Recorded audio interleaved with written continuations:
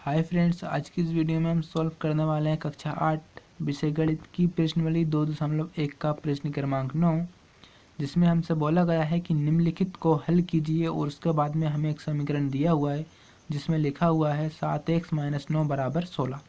तो इस समीकरण को जो है हमें हल करके बताना है। तो इस समीकरण को हल करने के लिए हम क्या करेंगे, सिंपली हम यहाँ पे लिखेंगे हल और उसके बाद में लिखेंगे दिया है।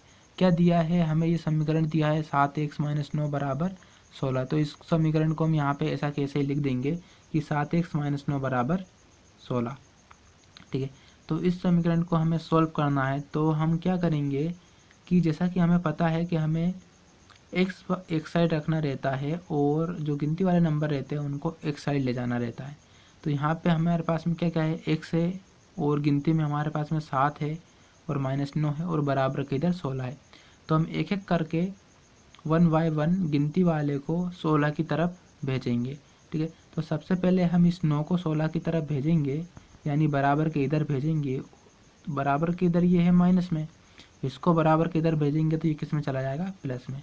तो 7x के साथ हमको कुछ भी नहीं करना है, इसको हमने यहाँ पे ऐसा कैसे ही लिखा है 7x का 7x बराबर, फिर ये आपका 16 लिखा है, इसको भी हमने ऐसा कैसे ही रहने दिया, ये 16।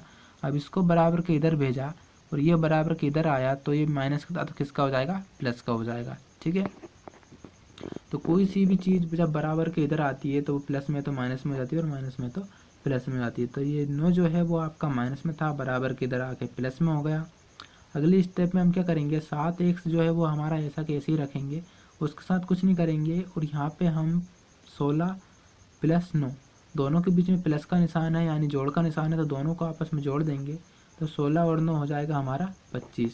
ठीक है, फिर अगली स्टेप में हम क्या करेंगे कि जैसा कि हमें x को एक साइड रखना रहता है और गिनती वाले नंबर को एक साइड रखना रहता है, तो x के साथ में अभी भी क्या बचा हुआ है, 7 बचा हुआ है।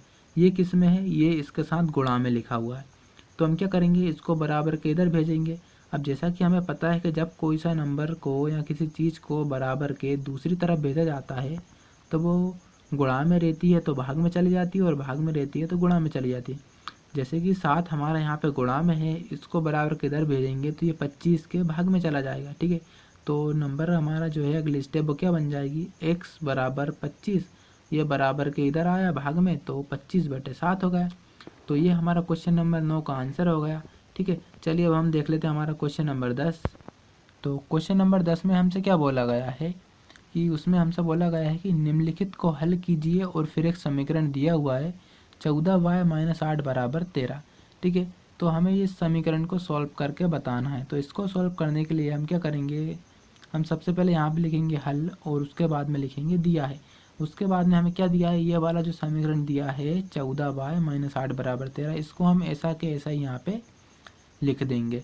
इसको लिखने के बाद में जैसा कि हमें पता है कि हमें ABCD वाला एक साइड रखना है और जो गिनती वाले जो नंबर है 8 9 10 टाइप वो हमें एक साइड रखना है। तो हम क्या करेंगे, इस समीकरण में से सबसे पहले 8 को बराबर के इधर भेजेंगे, ये अभी माइनस का है, बराबर के इधर जाके ये प्लस का हो जाएगा। तो आपको 14y का कुछ नहीं करना है, वो आपको ऐसा कि ऐसे ही लिखा रहने देना है। फिर बराबर आपको 13 लिख लेना है, क्योंकि हम इस 8 को बराबर के इधर भेजने वाले हैं तो वो हम आखिरी में लिखेंगे। तो बराबर आपने 13 लिख लिया और यहाँ पे जो 8 जो है वो माइनस का है, बराबर के इधर हमने भेजा तो ये यहाँ पे प्लस का हो गया। ठीक है, ये समझ में आ गया। उसके बाद में हम क्या कर सकते हैं कि 14y के साथ हम कुछ नहीं कर सकते, उसको अभी हमें ऐसा कि ऐसा ही लिखा रहना देना है, बराबर भी ऐसे ही रखना है। अब यहाँ पे हम क्या कर सकते हैं कि 13 में हम 8 जोड़ सकते हैं। तो 13 में है जब हम 8 जोड़ेंगे तो हमारे पास कितना हो जाता है, 13 और 8 हो जाता है हमारे पास में कितना, 21 हो जाता है। ठीक है, तो ये हो गया हमारा 21। यहाँ पे क्या लिखा है, 14y = 21। अब क्या करना है, आगे 21 के साथ हम कुछ नहीं कर सकते। अब यहाँ पे हम देखेंगे कि यहाँ पे लिखा हुआ है 14y, तो y के साथ यहाँ पे क्या है, 14 लिखा हुआ है जो कि किस में है, गुणा में। अब इस 14 को हम बराबर किधर भेजेंगे, तो जैसा कि हमें पता है कि कोई सी भी चीज़ जब बराबर के दूसरी तरफ जाती है तब वो गुणा में होती है तो भाग में जाती है और भाग में होती है तो गुणा में जाती है। जैसा कि अब यहाँ पे 14 y के साथ गुणा में है, इसको हम बराबर किधर भेजेंगे तो ये 21 के भाग में चला जाएगा।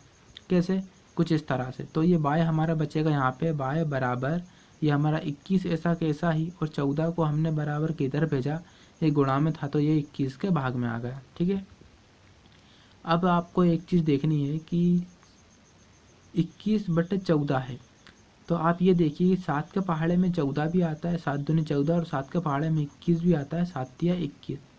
14 कितनी बार में आता है? 2 बार में आता है, तो इसमें हम 7 से भाग देंगे पूरे सवाल में, तो बाय हमारा ऐसा ही रहेगा, बराबर हम 7 से भाग देंगे 14 में, तो 7 दूनी 14।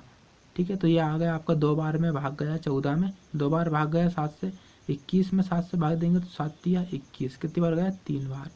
तो ये आपका क्या होगा? 21/14 जो था वो आपका होगा 3/2। ठीक है, तो बाय बराबर क्या होगा? बाय बराबर 3/2। तो ये आपके सवाल नंबर 10 का आंसर है। उम्मीद करता हूँ दोनों सवाल आपको समझ में आ गए होंगे। अगर दोनों सवाल आपको समझ में आए तो वीडियो को लाइक करें, और ऐसी और वीडियो पाने के लिए इस चैनल को सब्सक्राइब करें ताकि ऐसी और वीडियो आपको मिल सकें। इस वीडियो में फिलहाल इतना ही, मिलते हैं अगले वीडियो में।